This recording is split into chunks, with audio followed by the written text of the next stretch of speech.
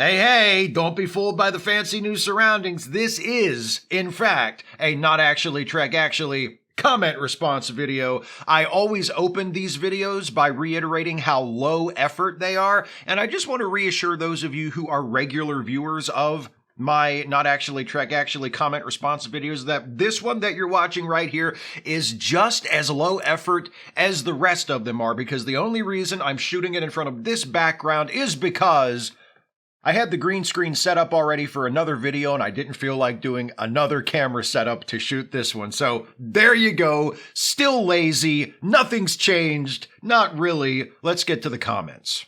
This first batch of comments is drawn from my most recent Trek Actually video, the one about Star Trek's best/worst evil twins. This one is from Steph Trek, who says, Bashir's changeling counterpart was so convincing that even Alexander Siddig didn't know for several episodes. That's true, and neither did the writers, because the writers came up with the whole, hey, what if Bashir has been replaced by a changeling thing when they were writing the episode where that was revealed. And they did such a good job with that still to this day there are people who are convinced that that was a long-term plan, that they knew like from the beginning of the season that that's where they were going. Just like with Bashir's genetic modifications, when that was revealed in season 5, actually just a few episodes after the Bashir changeling thing. Again, that's something that they just came up with for that episode as they were writing it, but it was done so well and they integrated it so seamlessly into what they had already done that there are fans of the show who are like, oh boy, they were planning that since season 1. You can see they dropped all sorts of hints about it all the way through the first 4 seasons. No, they didn't.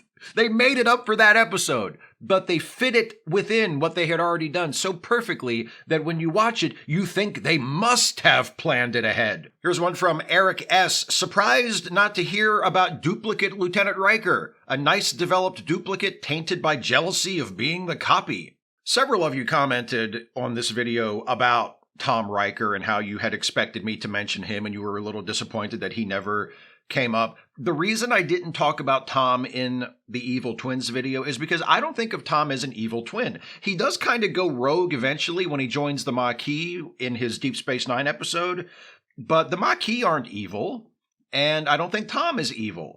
He might be a little full of himself, a little misguided, a little, as you say in your question here, Eric, maybe tainted by jealousy or having a kind of yearning to separate himself from Will Riker and do his own thing and make his own name. And maybe that contributes to him joining the Maquis and trying to be a hero for their cause.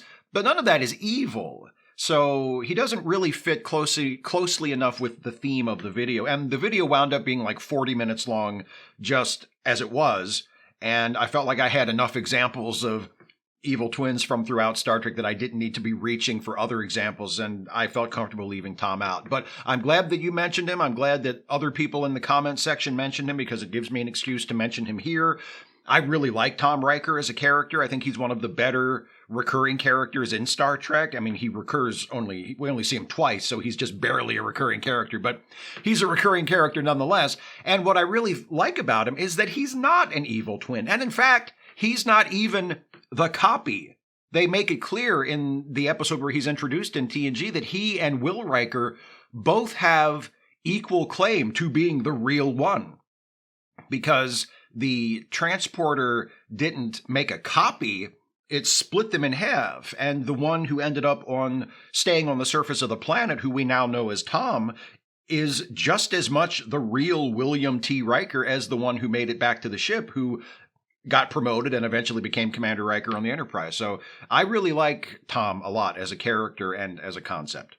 Here's a comment from Roy1701D. Used to work with a young lady named Hope. We got to know each other fairly well. One day I saw her at the mall. Hi, Hope, I said. I'm not Hope, she replied. Her smile was unsettling. I'm her sister Faith. I told Hope about it the following workday. She thought it was hilarious. Hope moved on, as did I. About a year later, I saw one of them in public again. Cautiously, I approached. Which one are you? I asked. Hope or Faith? She replicated that unsettling smile.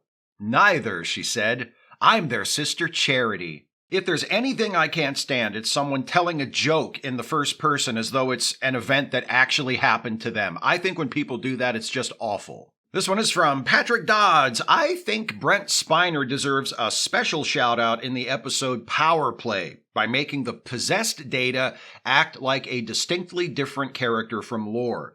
The possessed Data is irritable, hostile, and ready to kill at a moment's notice. Possessed Data is not having fun holding people hostage and waiting for the Enterprise to get near the southern polar region, whereas Lore would have found it all amusing and probably turned a few of the hostages into torches just for the sheer fun of it. That's great acting on Spiner's part, great writing, and of course one of the many reasons I hold that TNG's 5th season is still their best. A lot of versatility in acting, and in writing as well, but we're talking acting here, and a lot of actors who are sort of praised for their versatility, for being chameleons. A lot of that is not just the ability to do it in front of the camera, but knowing that a change is necessary, recognizing that, okay, I can't do the same thing here that I did the last time, and making that choice, having that recognition of, oh, a different take is called for. I need to do something else.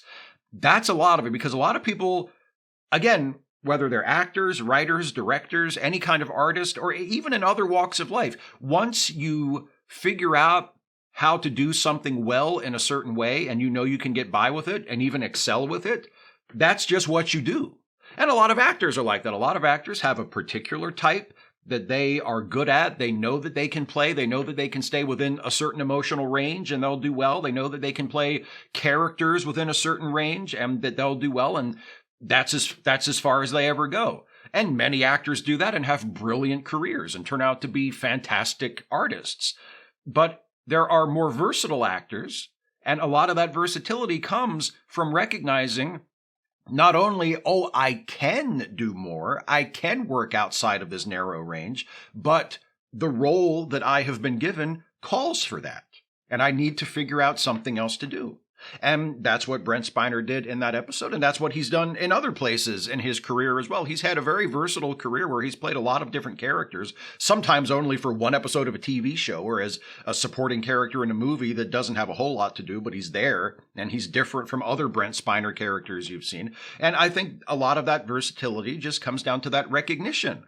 Oh, I've got to do something different here. Now, I don't usually do this, but I'm going to read you a comment and then a reply to that comment. I think you'll see why in a moment. The first comment is from Cass Fireborn, who says, Jean Dupe, chef's kiss, or if you like. But now here's the reply. From Glenn Ledrew, Jean-Luc-alike hits an additional level, in my humble opinion. So I think you can see why I wanted to share the reply with you this time. You just love improving my jokes, don't you? You just love punching up my bits. Oh, Jean Dupe, that's clever, Steve. I've got a better one, you say to me, the guy who made the video. Well, bravo. Here's a comment from Captain Andy. Overuse of the mirror universe was one of the reasons I ultimately gave up on Discovery. It's an interesting, quirky idea that works as a one-off, but not much else. The fact that Mirror Giorgio goes from being Space Hitler to being somehow one of the good guys simply by hanging out with them for a season is perhaps the worst redemption arc ever penned. It's the kind of thing that you could only remotely get away with a fictional character. If somebody tried to write a story where the crew of a starship in the future somehow recovered the frozen body of the real Hitler, and they thawed out Hitler, and then Hitler just became someone who lived on the ship with them. And within another season or two of the show, people just kind of accepted that Hitler is here. And sometimes he's a little bit of a jerk, and sometimes he's kind of dark and weird and grim, but he's one of us, and we like him. Like that, nobody would buy that for a second. Nobody would accept that, and people would probably, rightfully, be really pissed off that the writers even tried to do a redemption arc for Hitler. But when it's a fictional character like Giorgio, they can at least try to get away with it. And to me, they get away with it because it enters into kind of so bad it's good territory, and also because Michelle Yeoh is just so much damn fun to watch playing that character. But in terms of the quality of the writing, and in terms of, do I ever really seriously buy it? No, I don't. But if it was a real dictator instead of a fictional dictator, I don't think they would have ever even attempted to do it, or at least I hope they wouldn't, because it's a horrible idea. Now, these next several comments are from a video I made where I pitch episode concepts for Star Trek Strange New Worlds to help it become as fan servicey and super prequelish as possible. This first one is from Chin Sin, The Gorn Identity. I like it a lot, and it's a great inside joke as well, because if you followed the Star Trek Discovery Writers Room on Twitter several years ago, you know that there was a little Gorn figure that was in the writers' room who was known as Jason Gorn. So, full circle. Full circle for, really super nerdy Star Trek Inside Baseball, which apparently is good enough to get on the show now. This one is from Kill Stefani. The Kelvin timeline's Porthos appears in this continuity after the accident that Scotty mentions in Star Trek 09. The cross-timeline teleportation has made him the smartest dog to have ever lived, and he plots to steal a shuttle to accelerate to Warp 10 to force Spock to hyper-evolve into a super-intelligent dog as well, so Porthos has a friend who can truly understand him. I absolutely love it. My only demand is that we make it a single episode, and then as soon as the episode is over, nothing that occurs in it is ever mentioned by anyone ever again. Here's one from Jersey Devil 7218. Steve, the game McCoy wins has to be Domino's. That will give him the Bones nickname. Ha ha! Yes, of course! Because if we're going full prequel, we can't just do an episode that explains how McCoy gets Mbenga's job and Mbenga ends up working for McCoy. In the same episode, we also have to explain why they call him Bones, because they can't just call him Bones because he's a doctor, and Sawbones is a nickname for doctors, and Kirk specifically calls him Bones because they're friends, and he just has a nickname for him. That doesn't work. We have to specifically establish why he's called Bones, and it's because of Domino's, just like in the 2009 Star Trek movie. He says that totally unnecessary, awkward line in front of Kirk where he said, "Wife took everything in the divorce. All I've got left is my bones," drink, so that we can be sitting in the audience going, aha! Because otherwise, we would just be sitting there confused every time someone referred to him as Bones. Why is Kirk calling him Bones? That's not his name. Now we don't have to do that. Cheekster 15, an episode where O'Brien crosses a witch who curses him to suffer in the future. It can't be O'Brien, it can't be Miles O'Brien that we know from Deep Space Nine and TNG, because it's the wrong era, and this is Strange New Worlds, so it's got to be an ancestor. It's got to be like O'Brien's grandfather or great-grandfather, and we can name him Sean O'Brien as a shout-out / reference to the ancestor that Miles O'Brien referenced who lived in the 1800s, who was a Union man, who was the guy who was the leader of the coal miners' strike in Pennsylvania in, 1902 or whatever he said, and was eventually killed by strikebreakers. So this great-grandfather of Miles could be named after that earlier great-great-great-great-great whatever grandfather. We'll call him Sean O'Brien, and his reputation is he's the luckiest officer in the fleet. Everything goes right for him. He never suffers. He never has any bad luck. Every single thing goes his way until that fateful hour when he crosses that witch, and his children and their children and their children for 7 generations are cursed to suffer the perils of the damned for all of their days. Too bad, Sean O'Brien. And of course, that explains why O'Brien, our O'Brien, Miles O'Brien, suffers so much, because that's what good writing is, especially in a prequel, explaining every single thing that happens with a literal explanation that ties it to a specific, isolated event in a character's life. That is writing. Here's a comment from Andrew. Hang on. Strange New Worlds hasn't done the time-honored tradition of the Love Potion episode. The Naked Then. Some space bullshit makes all the crew super hornier for each other. La'an falls for Kirk, Chapel falls for Spock, and an awkward love triangle between Kirk, Scotty, and the Enterprise itself. I like this because not only does it provide an excuse for incredibly attractive actors to be making out with each other for an entire episode, but it completes the long, incomplete Naked trilogy. We've had The Naked Time and The Naked Now, and finally we can have The Naked Then and complete the Naked trilogy. It's been the biggest hole in the Star Trek universe, I think, is that they haven't done a third Naked episode. And now this will make it happen until, eventually in another few decades, some dipshit in another era of the Star Trek franchise will come along and say, let's do a fourth one, and then it'll be The Naked. What was it? Okay, so we've got The Naked Time, The Naked Now. This will be The Naked Then. And, come on. The Naked Yet to Come. Nailed it.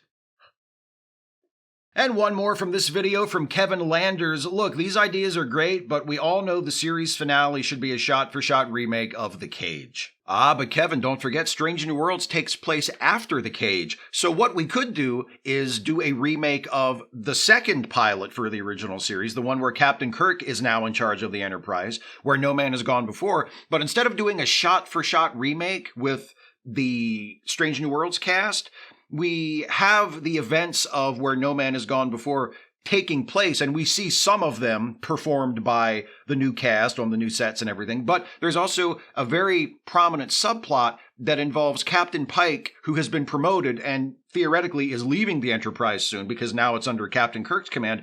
But Pike is still in the captain's quarters, and he's really dragging his feet about moving out. So every once in a while he's dealing with Gary Mitchell and the ship being hijacked and flying to the galactic barrier and all of that stuff, Kirk has to check in real quick on Pike and how his move is coming. And Chris, do you need any help? I mean, if you need help, I can get some crewmen to come down here and help you pack this stuff up. No, Jim, it's all right. I'll be out of your hair in a few more days, I promise. I have a lot of antiques and I want to make sure everything's packed right so that it doesn't break in the move. You know how this. I promise I will be out of your way as soon as possible, Jim. Now, please, you don't need to worry about me. Go back to captaining your ship. You're going to be a great captain. I can see it. You're going to be a fantastic captain of the Enterprise. Now, if you'll excuse me, I've got to go pack up my cooking utensils. And, just have that be a runner throughout the episode as we see a reimagined version of Where No Man Has Gone Before. We check in on why is it taking Pike so long to pack up his shit and leave. I like that idea. And in fact, since you've brought it up and proposed it, not only do I think that is an acceptable way to end Strange New Worlds, it's the only last episode I will ever accept. This next batch of comments is from my video about how Star Trek V is actually better than you remember. This one is from Oxygen Crossroads. I remember my friend saying, I wish Sybok had been in the movie theater with me to share my pain. I bet Sybok would have loved that. And then when you get to the big scene at the end, when in the movie Sybok is facing off with the god being that looks like Sybok, so you have one Sybok confronting another Sybok, and then the Sybok that's with you in the movie theater could get up and go to the movie screen and be like, and this movie needs to share its pain with me. And then you'd have Sybok on Sybok on Sybok. It would just be infinite Syboks. It would be like that scene in Citizen Kane when he's walking down the mirrored hallway. It's just an infinite regress of Syboks. Would that make the movie better or worse? From Rounding Third, this movie asks the most important question in all of Star Trek, and frankly in all of humanity. What does God need with a starship? Everyone under recruitment should ask themselves, why does God need my help? Why does God need an army? Why can't this thing that created the universe manage the slightest little details without some human's help? Is this really just some human's want, masquerading as God's will? Are you praising the Lord or passing the loot? Are you praising the Lord or passing the loot? I don't know if it was intentional. I don't know if William Shatner or the writers of the movie, when they wrote that line, they were like, oh boy, this is some deep shit. Because, think about it. What does God need with a starship? What does God need with any human help? I don't know if that was in their mind when they wrote it, or if they were thinking more like it would be a nice line to indicate that Kirk sees through the facade of the false god. But regardless of whether it was intended or not, it's there. It's provocative. It makes you think. And I agree with you 100%. That is an incredibly important question for anyone to ask anytime anyone from any religious background, Christian or Jewish or Muslim or anyone who claims to speak for God and is asking you to do something in God's name or to serve God's purpose. The question you should always ask is, why does God need me to do this? If God exists and is truly God and has the powers that God is believed to have, why do I need to do this? It reminds me of that great George Carlin routine where he's just got done going through like the Ten Commandments and talking about how God has the tortures of hell, and God has a list of 10 things that you're not supposed to do, and if you do any of these things, then he has a special place that he's going to put you full of torture and punishment forever and ever and ever. But he loves you. He loves you, and he needs money. He's all powerful, created the earth, created the entire universe, omnipotent and omnipresent, can't handle money. It's a pin in the balloon of religion to me, to an atheist like myself. It's a very obvious question that calls the entire project into question. Like, wait a minute. If God is what you say God is, why does he need me to do any of this? So it's a way of looking at that line that has never occurred to me before, and I love it. I love it. I love it. I love it. So thank you very much, Rounding Third, for bringing that to my attention. What does God need with a starship? It's a lot deeper, perhaps, than we ever thought it was. Here's a comment from Chris Blake. Shatner probably ended up understated because, as director, he had tired himself out. Instead of sitting around stewing between takes like an actor, a director has a bunch of stuff to do. So unless the AD was in charge when he was on the call sheet, he was pretty busy. I don't know. Maybe that's it. That's you know what I would love? I would love for somebody to ask Shatner that question at a convention. I would love to. I have no idea what his answer would be, but I would love to see his response. Just picture someone stands up and has the microphone at the Q&A and says, Mr. Shatner, Nicholas Meyer has often said that the reason your performance in Star Trek II, which he directed, was so fantastic is because he tired you out by forcing you to do take after take after take. My question to you, sir, is why is your performance in Star Trek V, the movie you directed, so good? Is it because as a director you tired yourself out? And just think of the face that Shatner would make. That would be worth the whole thing. That would be the answer. No matter what words came out of his mouth following that moment, the face he would make, would be worth it. Would be worth the whole thing. Please, somebody do that. You couldn't pay me to go to a Star Trek convention, but somebody who goes to a Star Trek convention who sees this, if you have a chance to do a Q&A with William Shatner, please, please, please ask him this question, please. I'm dying to see what he would say. William Lim, Steve, one thing you didn't mention, which I think fans didn't appreciate at the time, Star Trek V is the only TOS-era movie with all the original main cast in all their original main roles on the Enterprise for the entire length of the movie. The motion picture starts with no Spock. The Wrath of Khan starts with no Chekhov. The Search for Spock, obviously, starts with no Spock again. The Voyage Home starts with no Enterprise. And The Undiscovered Country starts with no Sulu. I don't know if that helps the movie or hurts the movie, though.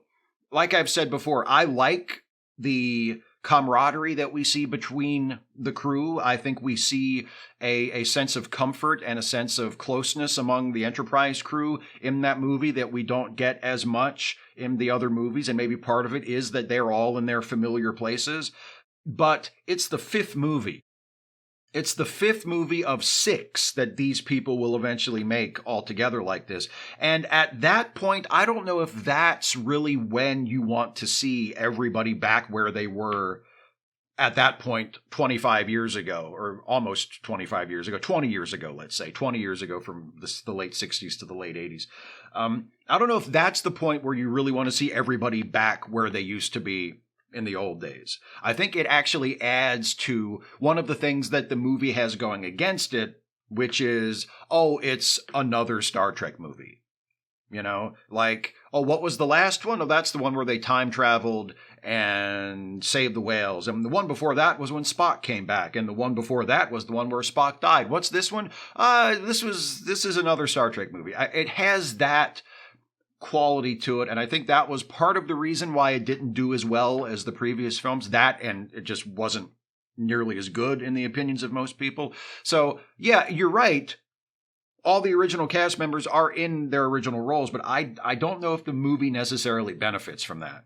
Here's one from RM Eddie. What was a bit puzzling about this movie for me is Spock died and was resurrected, and it never comes up in conversation in a movie about faith. I think what they really needed as far as this goes is in that scene near the end when the landing party arrives on Shakari and then the big floating godhead appears and announces himself. Spock should have been the one to step forward and say, "Don't you know me, God? It's me, your son." These next several comments are from my video about the Bell Riots and what should happen when real-life history catches up to Star Trek history. This first one is from Scott Butler. DS9 writer Robert Hewitt Wolf has suggested folks who are able make donations in memory of Gabriel Bell to local charities that help hungry or unhoused people. I agree with you. I think that's a wonderful idea, and I'm happy to pass it on, hopefully, to a larger audience. If anyone would like to honor the spirit of the Bell Riots or the spirit of those past tense episodes of Deep Space Nine or the spirit of Star Trek in general, I think that's a wonderful way to do it. Make a donation to your local food bank or your local homeless shelter or some other charity in your area that helps unhoused people or people living below the poverty line, people in need, and throw in your little Star Trek flavor to it by saying, "I'm making this in the name of Gabriel Bell." I think that's a wonderful idea. From Crimsong, it does sting that the ending of Past Tense is Bashir asking, "Sir, there's one thing I don't understand. How could they let things get so bad?" And Sisko answering, "That's a good question. I wish I had an answer." He may as well have looked at the camera and said, "Wake up, people. You got time to prevent this." And now here we are, and in some ways, the world is arguably worse than the one presented in the show. And unfortunately, I doubt there will be any Bell Riots to help fix it. True, but let's not forget, the Bell Riots, even in the fiction, the Bell Riots did not automatically fix things. The Bell Riots merely served as a wake-up call for the country that things were very wrong and needed to be changed. And then the necessary changes began to happen after that. It was a watershed event, but it wasn't a watershed event that just automatically solved all the problems. So we haven't had a Bell Riots, but we have had multiple things happen in just recent history that should have clued us in on how bad things are and how much people in the country need help and how hard we need to be working to stop other people in the country who are trying to hurt those people who need help. And as I sit here recording this, and as most of you are probably watching it, unless you're watching it many months or years in the future after it's released. And by the way, if you are, hi, future people, I'm glad that the internet still exists and that there's still apparently some kind of infrastructure at the time where you are that you can be watching this. How am I doing? Am I still okay? Don't answer. Anyway, we have an event coming up soon as I sit here. As you might notice from my shirt, we have at least here in the United States, we have a presidential election coming up, and we have an opportunity to not fix everything, perhaps not even to immediately fix anything, but at least to take an important step toward addressing problems and toward building a better future. And we can go that way, or we can go the other way and elect Donald Trump to another 4 years. But we have an opportunity to start the process or to further the process along of solving our problems and making a better future. And the election is not the first one of those opportunities we have had, and it will not, regardless of how it goes, it will not be the last opportunity we have. The key to progress is recognizing those opportunities when they come along and making the most of them when they do. And that is something that Star Trek tells us when it does refer to how things got from where they are for us to where they are for Captain Sisko and Dr. Bashir. It was not a quick and easy process. It was a long, gradual process. It was an incremental process, but eventually it yielded wonderful results. And that's how change works. That's how social progress works. And that's the work that is before us. The Two Wanderers. I think one reason the Bell Riots seem relevant to new Star Trek is that the commentary past tense is making is actually more relevant today than it was in 1995. I think it's a theme of we need to fix this shit to create a future we can be proud of that should be revisited. When they happened is less important. I agree with you 100%. That's one of the reasons why I sometimes get annoyed with fans who fixate on the details, who fixate on a literalist interpretation of the stories, and all they seem to be interested in is when did this happen and when did this happen and how do we reconcile this inconsistency with that, and they lose sight of what the story is actually about. And what the storytellers are actually trying to tell us beyond this happened and this happened and this happened and this happened. What's the message? What's the theme? What are we supposed to learn from this? What are we supposed to think about as a result of this? That's what's really important. That, to me, is why Star Trek has had the staying power that it has had and why it is still important and relevant and worth revisiting time and time and time again, because of that stuff, not because of the trivial little literalist canonical details that people get stuck on. And yeah, that's what's more important. Not, well, technically it said the Bell Riots took place in 2024, but then they didn't, so we better go back and write a new episode of another series that retcons that so it still makes sense. Like, who cares? Who cares? It doesn't matter. What matters is the message. What matters is what's it about? What are we telling ourselves? That's what's important. That's what we should never lose sight of. And that, regardless of how well it lines up with actual history, is the part that will always last and will be timeless. From Stephen G. Clenard, hey Steve, I'm checking in on the ground here in San Francisco. I walked over to Sanctuary District today, and the only thing noticeably different were a bunch of confused-looking nerds milling about dejectedly. I'll keep you posted.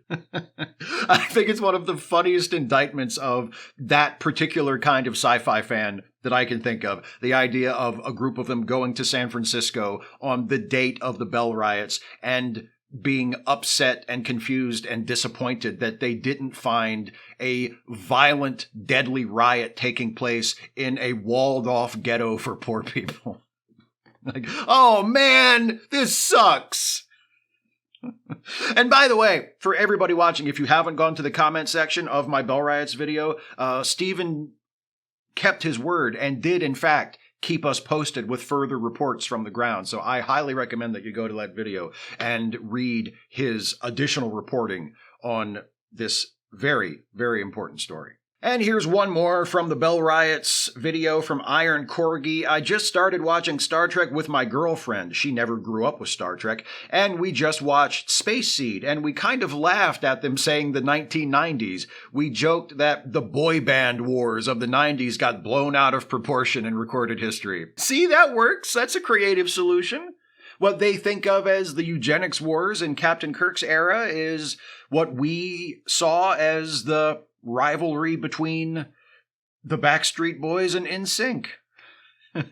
And the infamous criminal that they remember with horror in the 23rd century, to us, was just Joey Fatone. Now, these comments are from my recent video about Dr. Beverly Crusher and how she's actually the conscience of Star Trek The Next Generation. This is from Tight Pants Jack. One of my favorite Beverly moments is in I, Borg, when, during the scene where the crew is reviewing the plan to introduce a virus that will destroy the Borg, Crusher is the only person to say, "So, just to be clear, we're doing a genocide now? And we're supposed to be okay with that?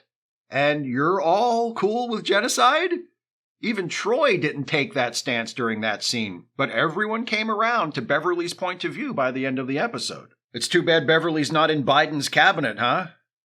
I feel like they could use somebody in those meetings to say, okay, just to be clear, we're okay with genocide now? Is that what we're saying?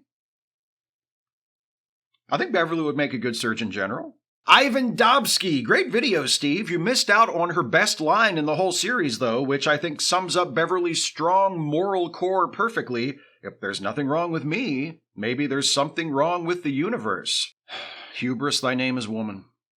Ben Donatier. One of the things I've always loved about Star Trek is the doctors being incredibly smart, science-minded individuals that are also the most human members of the crew. Bones, Crusher, and Bashir are not fools. They are very technically minded, but they are also still in touch with their emotions and usually the first to call out cruelty for what it is. So often we claim that a high intelligence or a great deal of logic makes a person cold, but you can easily be foolish and cold. The doctors are just smart enough to realize that life is fragile and the soul can get just as sick as the body. That's a good point, and it's also a good reminder of the importance of sort of seeing beyond that classical Star Trek cast structure where the central three of Star Trek, the original series, are Kirk, Spock, and McCoy, and Kirk is always sort of positioned as the mediator between the passion of Dr. McCoy and the cold logic of Spock. And if you really look at McCoy as a character, he's not just blindly passionate. Like, he is a doctor. He does have a high level of scientific expertise. It's just that he also has emotions and morality, and he gets, invested in things. And he is emotionally the opposite of Spock, but he's still very intelligent and very technically adroit.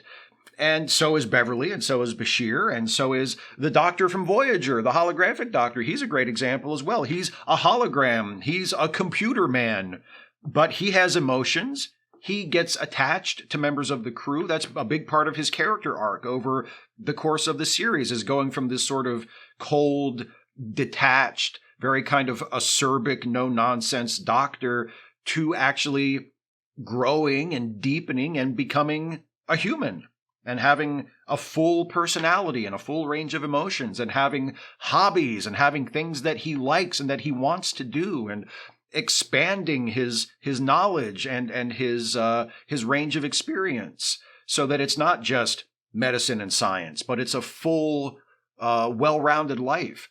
And yeah, the doctor characters are really good for that, because that type allows you to naturally explore both sides of the character. You have an excuse for them, a reason, a justification for them to be highly intelligent and scientific and skeptical and very rigorous about things. But if they're good doctors, they also have to be compassionate, and they have to be moral, and they have to be ethical, and they have to have a lot of empathy. So it's a great character type to meld those two sides of humanity and to show that not only can a person be both, but ideally an emotionally healthy person should be both.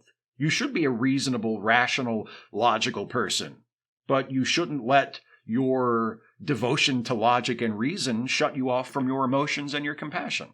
Art by Black. Dude, you could just make a whole series summarizing Star Trek episodes like this. It's super hilarious when you quip during these summaries. Well, I've got good news for you, because that's basically what my series of Star Trek retro reviews is. I've been doing them now for almost 2 years, and that's what they are. Every one of those reviews starts with me doing one of my smart-ass episode summaries of whatever the episode I'm reviewing is, and then the second half is the review, and I'm talking about whether I liked it or not and what I liked or didn't like about it. So if you really like the smart-ass episode summaries, you should check out some of my Star Trek retro reviews.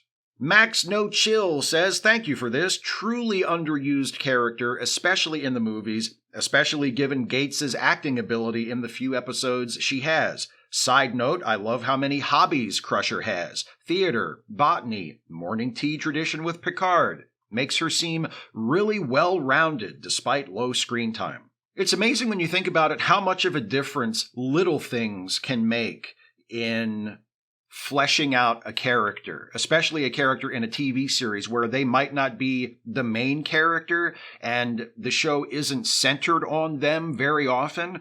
But if you just give them a hobby, if you give them the suggestion of an inner life, or of something that they like to do, or that they're doing in their free time when they're not doing their job, or whatever the thing that is the concept of the show is, that can really accomplish a lot. And you're absolutely right. We only see Dr. Crusher doing, like, putting on the plays on TNG a few times. Like maybe it's mentioned in 2 or 3 episodes throughout the 7-year run, but it's mentioned enough that it sticks. And if you watch the show, it becomes a part of who Beverly is. You know, same thing with Counselor Troi and liking chocolate. Again, that's such a superficial, silly thing, but it's mentioned a few times and it tells us who she is. Like it gives us a sense of, oh, okay, that's a part of who she is. She's a real person. She has a favorite dessert. You know, or Riker playing his saxophone. Fuck, what kind of a Trekkie am I? Riker playing his trombone, or liking to cook, or things like that. You know, you don't see it all the time. It's not something that they're doing every single time we see them, but it's mentioned here and there throughout the run of the show. We know that that's a part of them. We know that that's something that they enjoy, something they like to do, and it makes them feel like real people. You know, it's just a little thing. You don't need much. Like, that's the thing about writing for characters for a series like this. You don't need to constantly have them doing the same things over and over and over and over again. You just need to sprinkle in little details and maybe come back to it every once in a while. And it can be just having another character mention it, but just reminding us, oh, Beverly dances. Oh, Beverly likes theater. You know, like that's all you need. And before you know it, oh shit. It's like she's a real person. And now this last batch of comments is from a video I did about how Star Trek needs a Deadpool. And this first one is from Robert T. I am not convinced Steve's vision of a Deadpool Star Trek would be something he'd actually appreciate on screen. And here is a very important point that I want to make in response to this comment. I'm not convinced of it either. Because the show doesn't exist. And will probably never exist in the exact form that I would like it to in terms of a Star Trek show that has that sense of humor and that attitude toward making fun of itself. But I don't know if I would like it either. It's just a hypothetical. It's just me looking at the way that Star Trek is currently doing something and imagining to myself, oh, I think if they did it in this way instead of the way they're doing it, that would be better. But I don't know. A lot of it would depend. I could be wrong. It could be conceptually just a bad idea. There may actually be no way that anybody could do that and make it work. Now, I don't think that's the case, but I don't know. And it would also depend on what the specific show was. If someone did actually try to do a Star Trek show that fit the description of the show I was imagining in that video, they might do it, and that particular show might be bad. And just because of poor execution, not because the idea is totally unworkable, but just because that show didn't pull it off. So there are so many variables. And when you imagine a show, when you do like a fanfic rewrite of something, like I have done in videos in the past, and I always put this disclaimer in, this is just my idea of something else they could do. This is just something that I think would be good if somebody did it. I'm not saying that my hypothetical version is better than any version that somebody actually produced. That would be a ridiculous and a foolish and an arrogant thing to say. Because it's so easy to say, well, the thing I just made up in my head that's never going to exist is better than this real thing that real artists actually made. That's such a pointless and self-flattering and silly thing to say. So, yeah. It could very well be the case if somebody did a Deadpool Star Trek show in the future that is meeting my expectations or meeting my description of what I wanted it to be. It's entirely possible they would do it and I wouldn't like it because that's the way that works. Arkle Studios. It's kind of funny to me how your quibble with Lower Decks is that it's not harsh enough to Star Trek when a lot of the Lower Decks bashing I see on Tumblr and various Discord servers I'm on is that it's too harsh to Star Trek.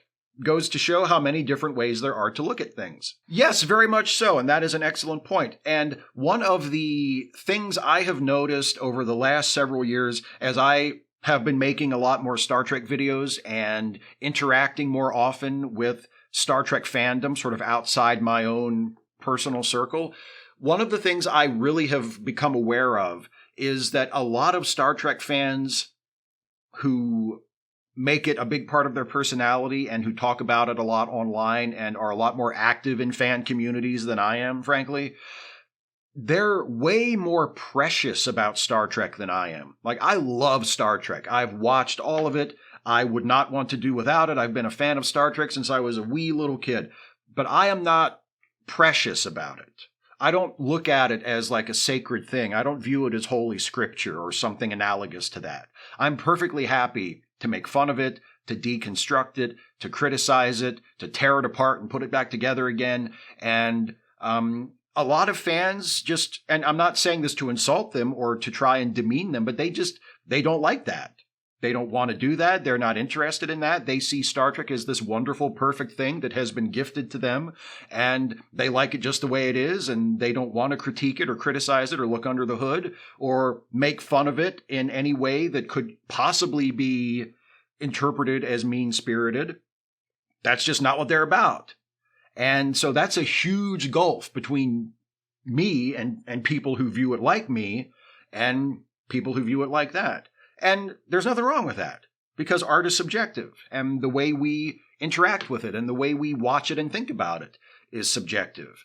But I do, because of that gulf, like, it is kind of funny to me, the idea that someone could watch Lower Decks and think that Lower Decks is too hard on Star Trek, when one of my big critiques of Lower Decks is that it's so soft. Brian Cook, Peanut Hamper, was one of the characters that I thought worked really well. Fight me and I'll just beam you into space. I loved Peanut Hamper until they actually gave her a redemption.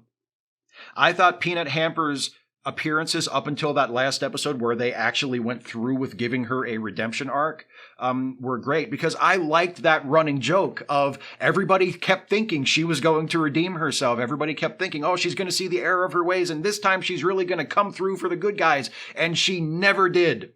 She always turned out to do the selfish thing, to turn on the other characters, to let people down. I thought that was one of the better running jokes in the series. And then the way they chose to pay it off was, oh no, now, okay, actually this time, finally, she has redeemed herself. That's another one of my problems with the show. It's not just soft in terms of the jokes that it makes and its efforts at satirizing Star Trek. It's soft in terms of nothing really bad ever happens to these people. And if something bad does happen, it almost always gets undone. Everybody always turns out fine on Lower Decks. And after a while, that gets on my nerves. You know? Peanut Hamper was a really funny character because she was a bad person who just refused to get any better. And it worked for her because she wasn't a regular character on the show. She was someone who would show up once a season. And they would find a creative new way to present her and make us think, oh, this time she's really going to do it. This time she's going to change. And she didn't until the last time when she did. And it just kind of spoiled it for me. It's like, oh, you took the funny thing about the character and you got rid of it. Okay. At least she got a nice happy ending. Alyssa Peerich. I think I like Lower Decks more than Steve because I picture it as a filmed TTRPG session played by Star Trek nerds. That actually makes perfect sense because a TTRPG session played by Star Trek nerds sounds like my personal hell. Crazy Cat Mom. I watched a video about satire some years ago, and it talked about how the best satire comes from a place of love for the source material. If you know the flaws of what you're making fun of, you can take serious jabs at its flaws, but not come off as vindictive or cruel. Love is a key part of satire. Yeah, I'll go along with this. I do think love is a key part of satire, especially if the thing being satirized is another work. So if you're making a TV show that's satirizing another TV show, it is probably better if your satire doesn't play as hateful and as just an exercise to tear down the thing that you're satirizing. And that's certainly not what I would want Lower Decks to be. A lot of people in the comments said, oh, you just want to make a show that, that comes across as just making fun of Star Trek and making Star Trek look stupid and like, hateful towards Star Trek. No, not at all. Not at all. I mean, I love Star Trek. But if you're going to make a comedy show set in the Star Trek universe, and if a major source of the humor of that show, theoretically anyway, is going to come from making fun of Star Trek, which is the case with Lower Decks. And again, you don't have to do that. Like you can make a comedy set within the Star Trek universe that is not a satire of Star Trek. It can just be a different kind of comedy that takes place in the Star Trek universe. But if you choose to make a Star Trek comedy that, at least in part, devotes itself to satirizing Star Trek, to making fun of Star Trek, then you need to do that. You need to go for the throat. You need to take those shots, as you say. Find the flaws, find the soft spots, and make those serious jabs. And my big issue with Lower Decks is a lot of the times it pretends that it's taking a really hard shot at Star Trek, but what it's actually doing is delivering a love note.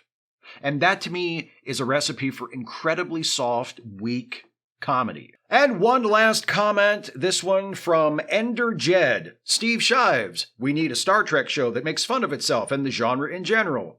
Also, Steve, Lower Deck sucks. I'm glad we understand each other.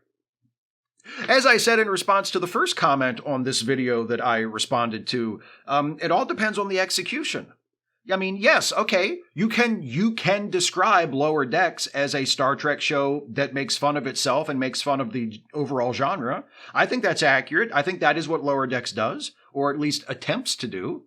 But it is no contradiction for me to say I would like to see a show that meets that description, and to also say of a show that meets that description, I don't think this is a very good show. Because it depends on the execution. You know? I could say, I really would love to see a movie about a giant shark that eats people. And then you could transfer it to this format, and you could say, oh, Steve Shives, I would love to see a movie about a giant shark that eats people. Also, Steve, Jaws 2 sucks. Like, is that a contradiction? Do I have to like Jaws 2 just because I liked Jaws 1? And just because I said I'd love to see a movie about a giant shark that eats people? Therefore, I've locked myself in to liking anything that meets that expectation or that fits that definition? No, that's ridiculous. I would love to see a Star Trek show that makes fun of itself and the genre in general. And I would love to see one of those that is a lot better than Lower Decks. I don't see any contradiction there. Anyway, that's the last comment that I am going to be responding to. Thank you all so much for leaving these awesome comments on all of my videos and for watching the videos and liking and subscribing and sharing them around. All of that stuff that really helps me continue to do what I do here on this channel. And extra special thanks to those of you who have gone the extra mile and become patrons by donating on a monthly basis through patreon.com/Steve Shives, or becoming a channel member and supporting this channel on a regular monthly basis through that. I could not do this without all of you, but most especially without my patrons and my channel members. So special thanks to all of you. And I am so glad you joined me for another one of these comment response videos. I am so glad you tolerate me making these incredibly easy videos to produce, and not only tolerate, but reward me by watching them and leaving comments on them and making this a worthwhile thing for me to do. I appreciate you all so much. Thank you. I will see you next time, and until the next time you see me, please take care, everybody.